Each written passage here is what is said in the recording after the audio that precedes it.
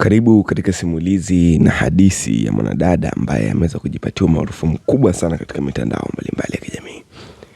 Mwanadada huyu ambaye kwa mara ya kwanza tulianza kumuona kwenye video tukiwa wadogo sana, akiimba nyimbo ya kwamba tuna ndoto ya kuwa madaktari, tuna ndoto ya kuwa walimu, tuna ndoto ya kuwa marubani, tuwezeshwe, tunaweza. Miriam Mchirwa, hadithi yake mpaka kuolewa kwake, nitaenda kusimulia na kudedefulia hapa. Ni wapi alipotoka. Mimi ni Todd_Rizzy. Hii ni Usiku TV. Hadithi ya simulizi ya sauti iliyozaliwa kwenye giza. Kulikuwa na mtoto mmoja wa kike alizaliwa katika familia ya kawaida kabisa, lakini maisha yake hayakuwa ya kawaida. Alipozaliwa wengi walishangaa. Uso wake ulikuwa na alama ya kipekee. Macho yake hayakuona kama watoto wengine.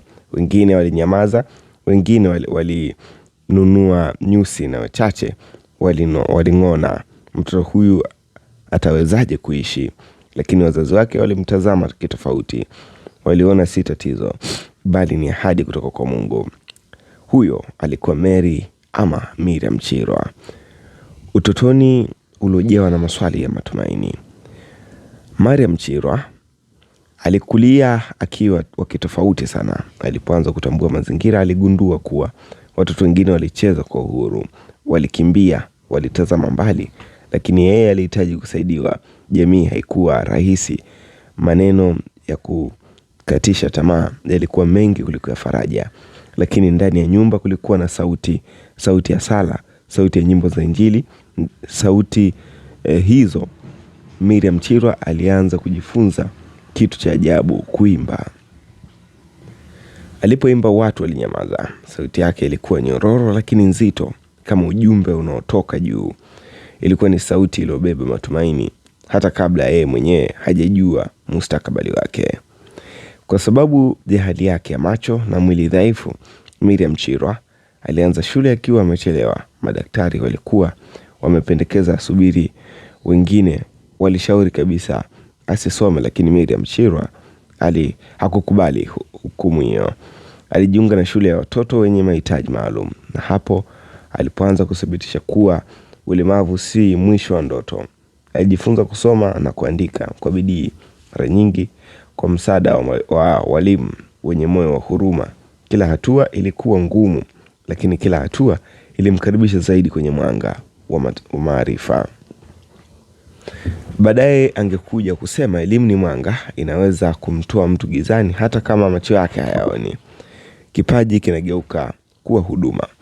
Kadri alivyokuwa mwimbaji, hakuwa tena burudani, ulikuwa ni wito. Mary alianza kuimba kanisani, kwenye mikutano ya Injili na kwenye matukio ya kijamii. Nyimbo zake hazikuwa za kelele, bali za kugusa moyo. Wimbo wake kama elimu ni mwanga haukuwa tu wimbo, ulikuwa ni ushuhuda wa maisha yake mwenyewe.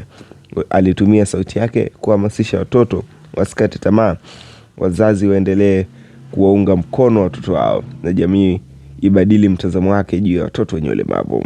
Sauti ya Tanzania Afrika. Siku moja ndoto kubwa ilitimia. Miriam Mchirwa alipopata nafasi ya kuwakilisha Tanzania katika siku ya mtoto wa Afrika mbele ya viongozi wa kimataifa mbalimbali.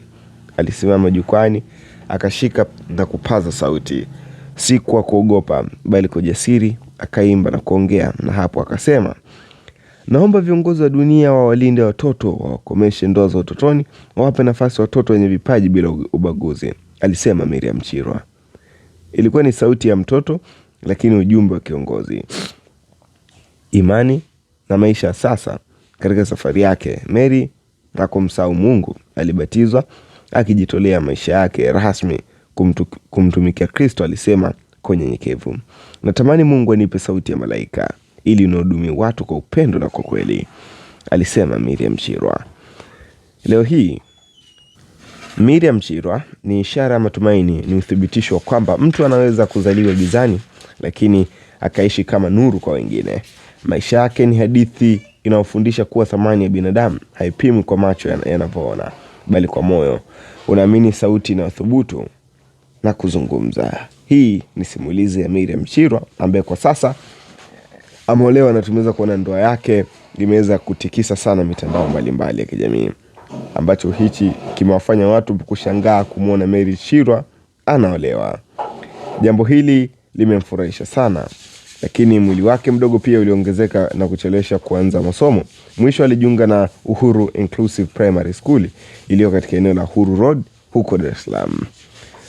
Hii ni simulizi na hadithi ya Miriam Chirwa, ingawa tarehe yake ya kuzaliwa na mwezi ni wapi alipokulia, vyote hivyo havikuwekwa wazi katika mitandao mbalimbali ya kijamii.